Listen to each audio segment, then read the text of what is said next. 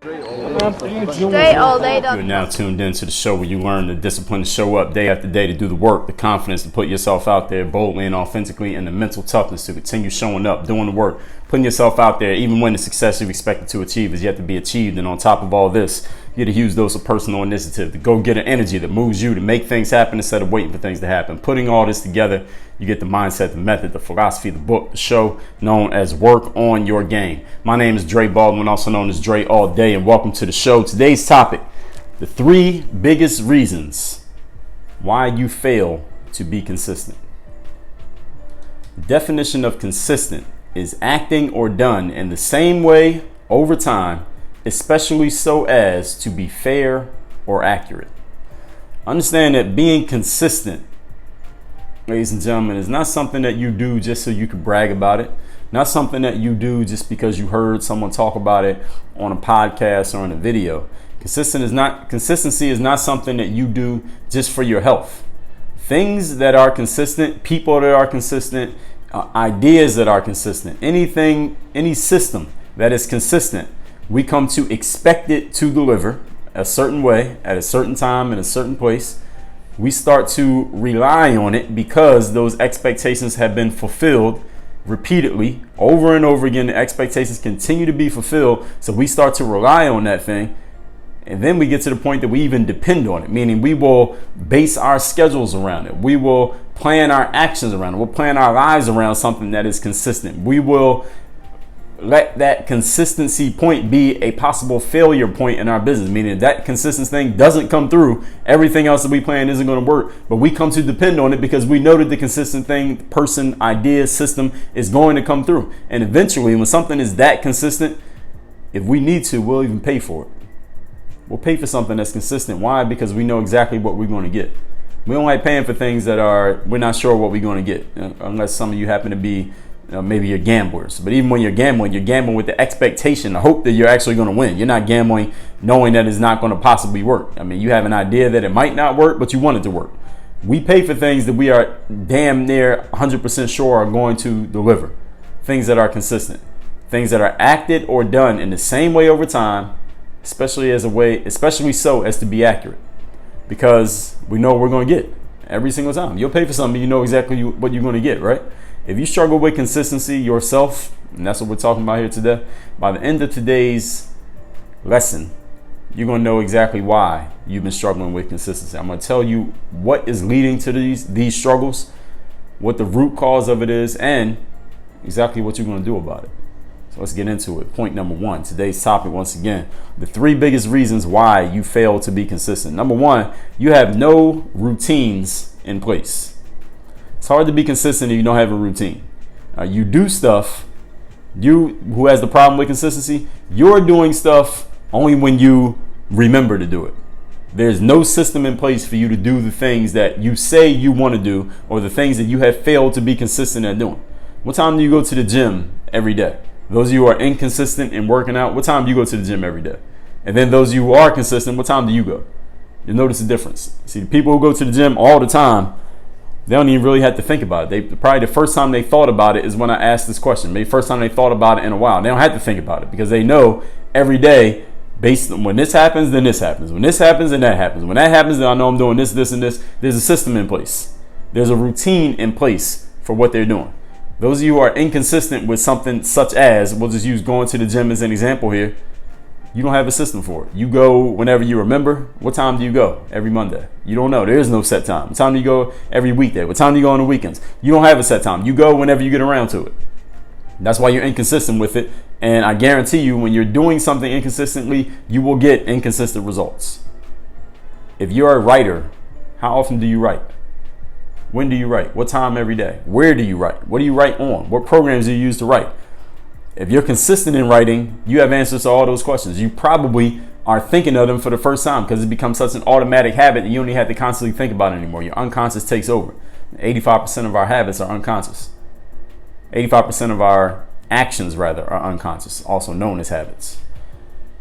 Anything that you're good at in life, there's a system somewhere in there. Maybe it's one that you consciously put together. Maybe it's one that you have unconsciously made into a habit simply because you just kept doing it over and over again without even thinking about the fact that you were creating a system. But anything you're good at, there's a system involved. That's how you get good at anything, and that's how you remain good at anything. If you don't have a routine for what you are doing, most of the time you'll probably forget to do it, simply because human memory is just not that good. Our RAM, our random access memory, I'm not talking about our hard drives. Our hard drives are the memories that are buried in our subconscious, that if someone asks you the right type of question, it can get you to think of a thought or remember some situation that you hadn't thought of in years. I'm talking about our random access memory. That's the RAM. So any of you have a computer, the RAM is the memory that the things that the computer can do right now. All the things the computer can hold in its mind, so to speak, right now in the moment. So any of you who's used a web browser and you have a whole bunch of tabs open at the same time, and then your computer starts slowing down, or if your computer freezes, if you're using a PC, if you get that rainbow wheel that keeps spinning around, if you're using a Mac, what is that? That's your computer's RAM, random access memory, being overloaded. You're trying to had a computer remember too many things all at the same time. This is what you do when you don't have a system for something. You don't have any routines in place. Your computer crashes. Your hardware starts freezing up simply because you're asking it to remember too many things at once, and you're not going to crash and just stop working and just freeze in place like remember those, I don't remember what they were called, where the people would do that montage where everybody just be frozen in one spot, and then somebody would walk around with the camera and show everybody in place. That didn't last too long, that little fad that was going on. I don't even know what that was called. The Frozen Challenge, something like that. It's not like that. That's not what's going to happen to you. All right, you're not going to get frozen in the spot like you saw Medusa. What's going to happen is you'll just forget to do things. Now you'll just delete things. So imagine if you had too many tabs open on your web browser on Safari or Chrome or Firefox, and it just start closing tabs. All right, it just start closing tabs arbitrarily. It didn't ask you. It didn't make sure you saved your work. It just started closing stuff until it could function again. You probably would be pretty pissed off at that. But guess what? Your mind does that every single time where you try to ask it to remember something for which you do not have a routine. See, when you have a routine for something, you don't have to remember it. You don't have to remember to do it. The routine is in place so that you unconsciously do things without thinking about them. How many of you have ever been in a space where, let's say one day, let's say a weekday, there was a holiday and you didn't have to go to work that day, or you weren't going to go to the gym that day because it was closed or it had special holiday hours, but you found yourself doing the things that would lead you to going to work. You found yourself driving towards work when you weren't going to work that day, or you found yourself getting ready for the gym, but then you remembered, oh damn, I'm not going to the gym that day. Why is that? Because the power of habit. The power of routine is that your unconscious mind will move you to do the things without you even having to think of doing the things. Even when you're trying to think of not doing it, you'll find yourself doing it anyway, simply because you've created such a strong habit. That's a good thing, as long as you have positive habits that are working for you. Now, if you got habits that are not working in your favor, now you got to line them up for the employee reviews and fire them. Like I talked about in my book, Work on Your Game. You don't understand that metaphor. That means you haven't read Work on Your Game, or you forgot what I wrote in Work on Your Game. So you need to read it again so it becomes habitual and is buried in your subconscious. You don't have to remember it. Anything that you're good at, there's a system somewhere in there. Again, on purpose that you created, or one that just came to be because you did it so many times. If you don't have a routine, your mind is going to start deleting all the open tabs, and you will forget to do that thing. You'll forget you had the tab open, and poof, not boof, but poof. There goes your consistency with it. Point number 2. Today's topic is the 3 biggest reasons why you fail to be consistent. Second reason is you're not getting results. Who wants to be consistent in something in which they're not getting any results? I don't. Nobody's going to keep going to the gym if they're not losing weight, if that was their aim, or not getting any muscles, if that's what they were trying to get. Nobody's going to keep doing something if nothing is resulting from it, for the most part. It's hard to keep doing anything the same way over time, the definition of consistency, when it's not producing any result for you. So here's a fix for that. I'm going to tell you how to fix this problem. If this has been your problem, you stopped being consistent simply because you weren't getting any results. Here's the fix. Either you need to spend more time in the game, meaning you haven't been in the game long enough to use this complaint of not getting results because you just haven't been around long enough. You need to put some more time in. So it's either that, or we'll say or, could be either one of these. It could be both. You need to get some help with what you're doing. If you feel like you've been in the game long enough and you put enough time in and enough effort, and you feel like you've done the things that you need to do, yet you are still not getting results, thusly you are considering giving up on your consistency, the problem may be that you just don't know what the hell you're doing. Maybe you just don't have the right information. Maybe you are following a process, but it's the wrong process. Maybe you have a system, but your system is faulty. Maybe there's a process, but there's some bugs in that process that you aren't privy to because you just don't know what you don't know, and you need to find somebody who does know who can help you out. I have athletes who come to me and they'll say, especially around this time of year, around October, November, December every year is when schools, middle schools, high schools, colleges will have their basketball tryouts. So around this time of year, every year, I start getting a bevy of comments on YouTube because I have all these videos that I made even going back 12 years, 10, 12, 5 years, where I've talked about basketball tryouts and what to do if you don't make the team or best practices to actually make the team. So around this time, I get a lot of comments from players who tried out for the team. And most of the time, people leave comments when they don't make it. People who make it usually don't say anything. For every one person who makes it and says, hey, thanks, Dre, for the tips, I used them, I made the team, I get 15 comments from people who didn't make it and they have some kind of complaint. They have some kind of gripe, right? So the athlete will say, and of those 15 gripes of athletes who didn't make the team, 13 of the 15, there'll be 2 who are just sad and dejected about it. But the other 13, they're defiant.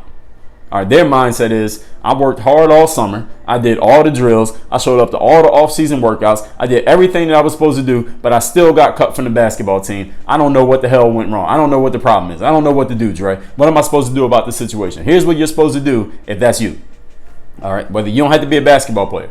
If you're a person who feels like you put in all the work, you put in all the time, you did all the right things, everything that you're supposed to do for a certain outcome, yet that outcome was not produced, here's what you're supposed to do. All right, listen closely.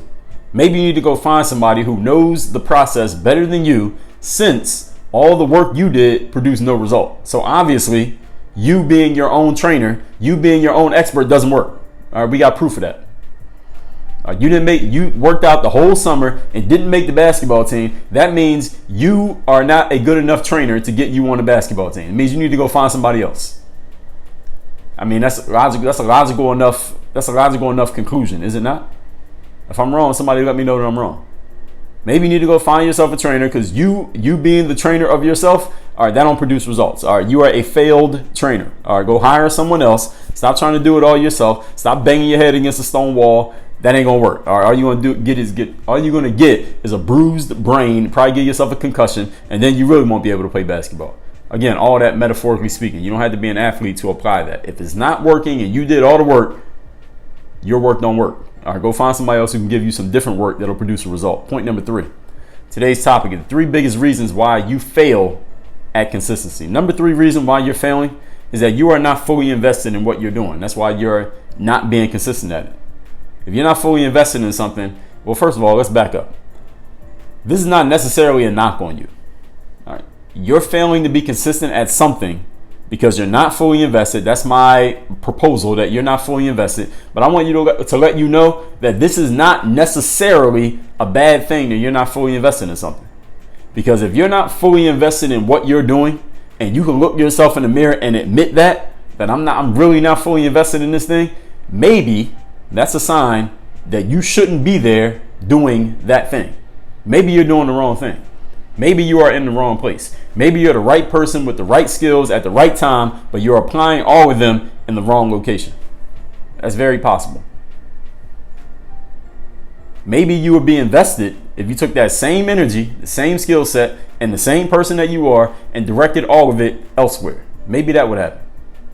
Often in life, we are not invested in something not because we're lazy, not because we don't want to get better, not because we don't work on our games. Sometimes we're not invested in something because it's just a bad fit. It's just not a good match. The situation that we're in and the person that we are and the time that it is and the location and maybe the other people involved and whatever the requirements will be, sometimes it's just not a good match.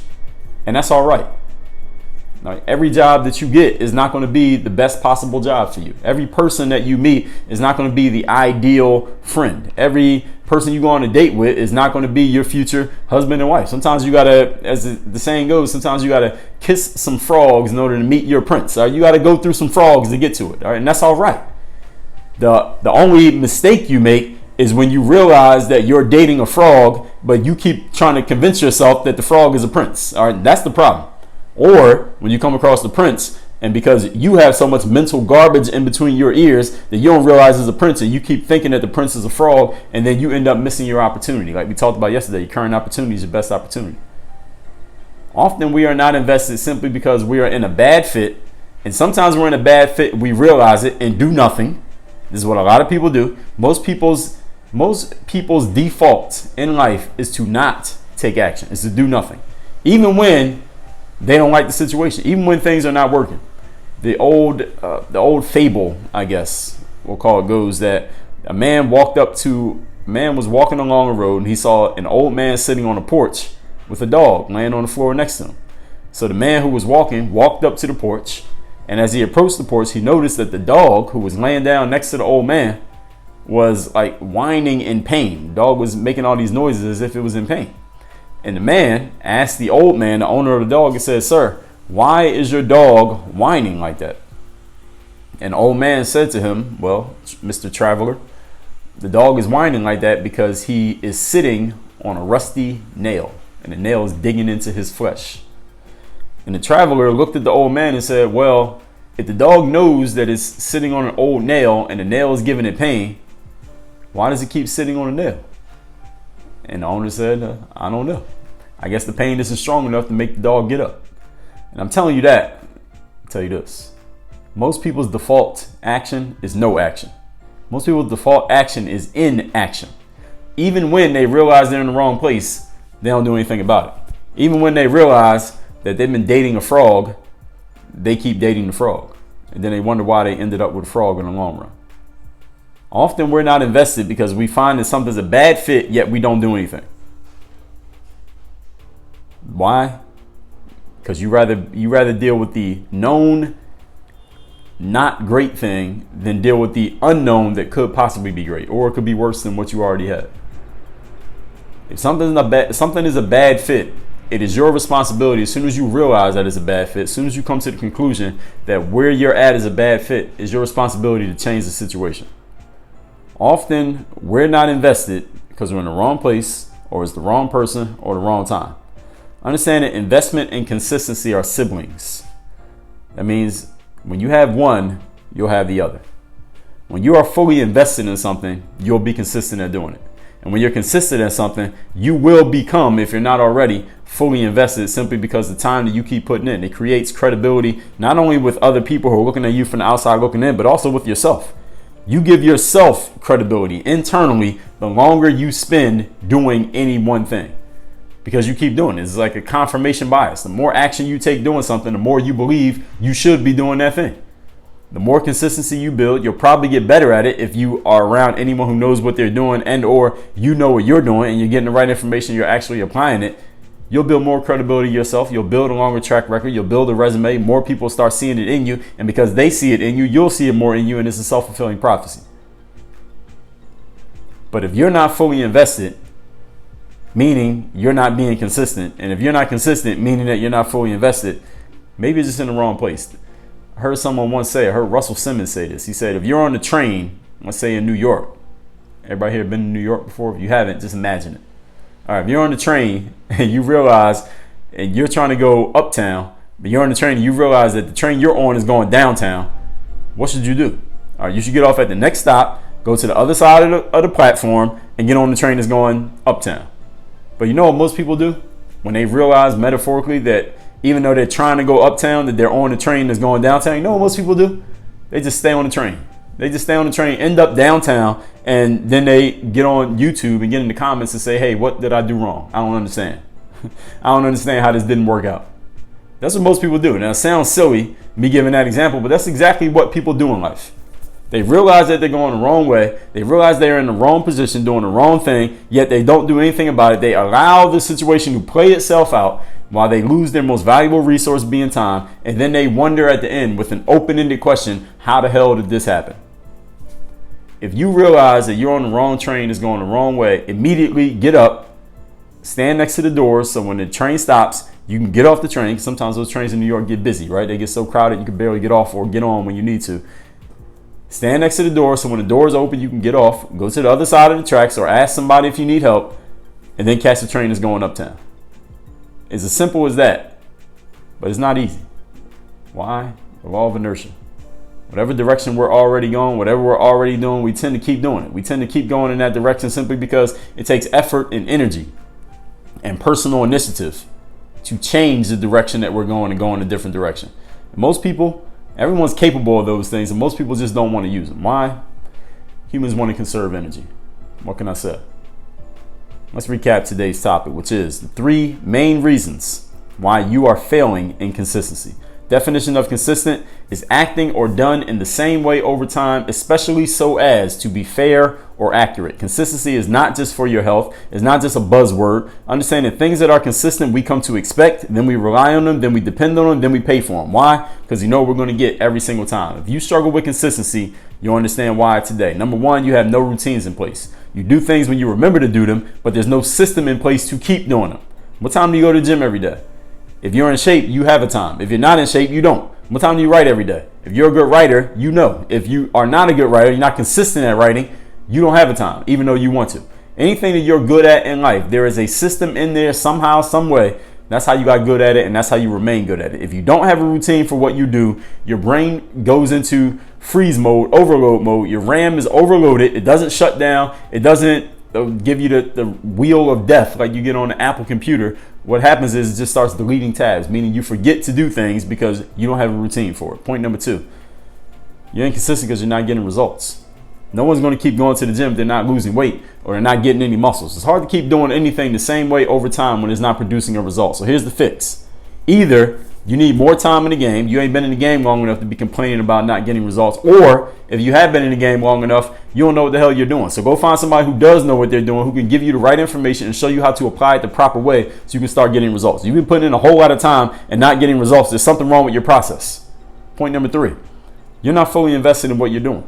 This is not necessarily a knock on you. You're not investing in something maybe because you shouldn't be there. Maybe because you're doing the wrong thing. Maybe because it's the wrong fit between you and that situation. If you are not fully invested, you may need to get off the train and go to the other side of the platform and get on the other train. Maybe the train is going downtown, you're trying to go uptown. Maybe you would be invested if you took that same energy and directed it elsewhere. Often we are not invested because we're just in the wrong place. Investment and consistency are siblings, ladies and gentlemen. When you're investing in something, you'll be consistent. When you're consistent in something, you'll be invested. Work on your game. Dre all day.